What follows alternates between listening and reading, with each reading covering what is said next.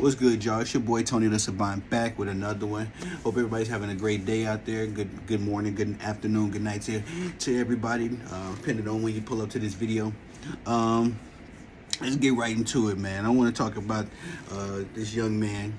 Not so much young no more. 62 years of age. The legendary Isaiah Thomas is back in the headlines again.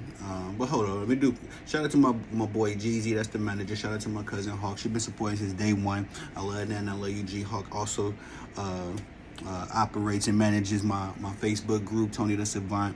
We talk sports. Y'all come on over there and join us, man. We have a lot of fun over there. But I don't know, let's just get into it. One Isaiah Thomas is back in the headlines again.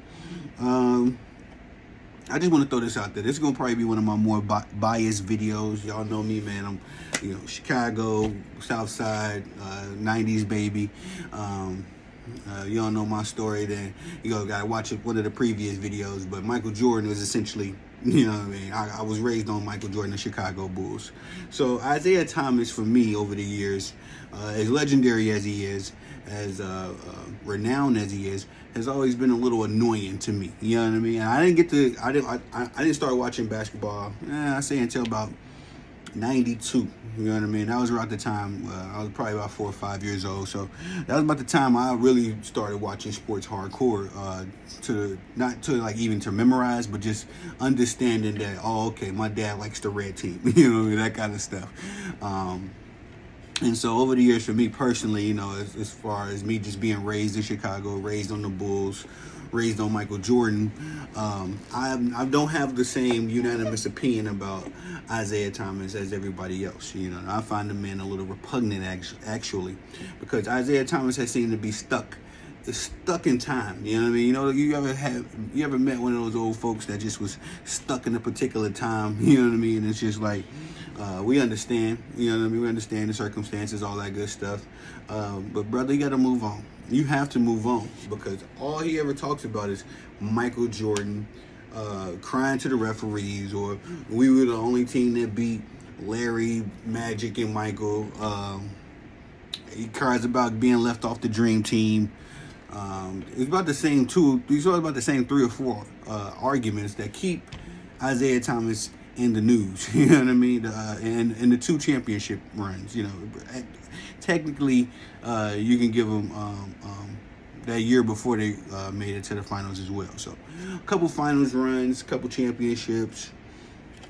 What he seems to be the most upset about is, 2 things. Michael Jordan coming to take over his hometown, Chicago, which, as a fellow Chicagoan, I try to have remorse for Isaiah Thomas as well. But, I'm going to say this. I've tried to have remorse and kind of be, my brother of the city type, just kind of prioritize that. But Isaiah Thomas, man, like I say, he just comes off a little annoying and stuck in a particular time zone. If y'all don't understand what I'm saying, if y'all don't get what I'm saying, Isaiah Thomas recently came out and said that Michael Jordan was crying to the front offices about, the physicality of the game. And what I've always thought was confusing about this is that Michael Jordan was the only one complaining about the bad boy Pistons. You understand that? The bad boy. I was looking up some information, but the bad boy Pistons, bro, everybody hated these dudes. You know what I'm saying? It wasn't just Michael Jordan. The other legends at the time used to say that they were surprised that Michael Jordan didn't get injured because how the Detroit Pistons targeted him. Yeah, of course they would, have their physical play against anybody, of course, but they went out of their way to target Michael Jordan, so much so that we got the Jordan rules. I mean, it's kind of like pop culture.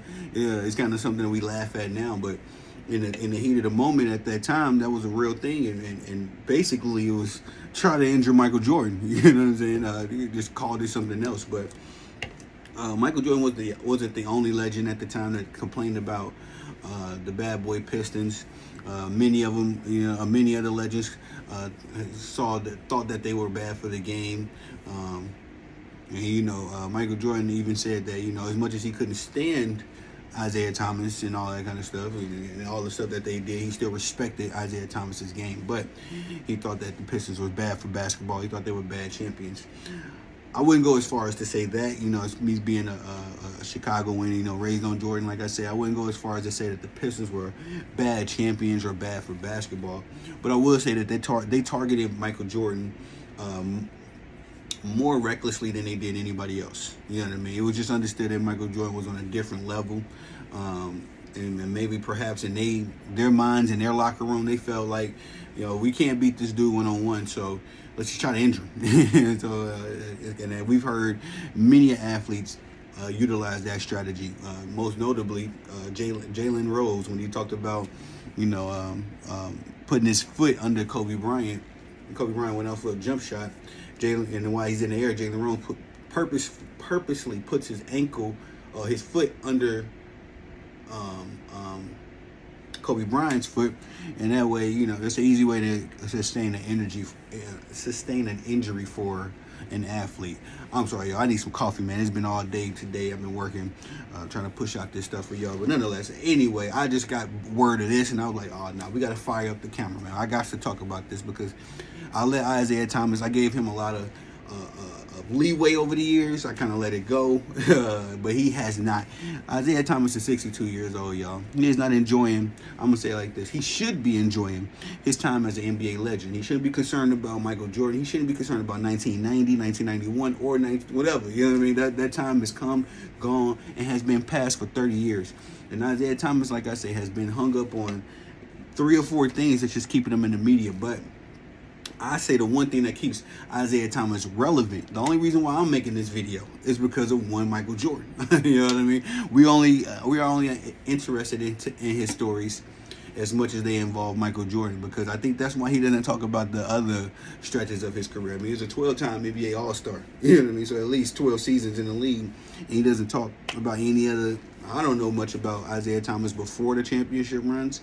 I know a little bit. He was injury prone. A little bit after the championship run, to his credit, but how Isaiah Thomas, when he's in the headlines, how he talks about the same 3 or 4 things, man. And, it's like, I think the only reason why this guy is relevant is because Michael Jordan is keeping the lifeblood he's keeping Isaiah Thomas in the sports media, honestly. Because what other reason do we have to listen to him? I mean, we listen to many sports legends. Well, I think it's almost as good as to listen to, a modern day player just as much, as long as he's making some sense. Shout out to Anthony Edwards. As long as these modern day dudes are making sense, I listen to them. You know what I mean? Just as quick as I listen to an NBA legend.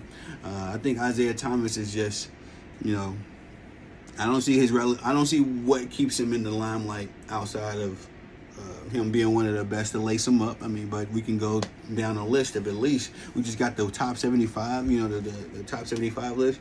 We got at least 75 guys we can reference and get about the same value out of them that we would get out of Isaiah Thomas. I will say, too, Isaiah Thomas has failed in the coaching realm. He didn't do very good in the broadcasting realm, as far as I know. That might be a part of it too. There might be a bit of bitterness there. But I like to think that Isaiah Thomas is only relevant because Michael Jordan. The name of Michael Jordan still, gets the people going. So when Isaiah Thomas talks about, Michael Jordan this and Michael Jordan that, I mean, it's an easy way for him to get him another 15 minutes of fame. But y'all tell me what y'all think about that, man. How do you feel about Isaiah? What's your opinion about him? Like I said, I think he's one of the greatest to do it. Michael Jordan even said he's the second greatest point guard in his opinion. I say Steph is number 1. I go with Magic number 2. And, Isaiah Thomas is in there in the top 10 for sure. Maybe give him top 5. Yeah, top 5, definitely for sure.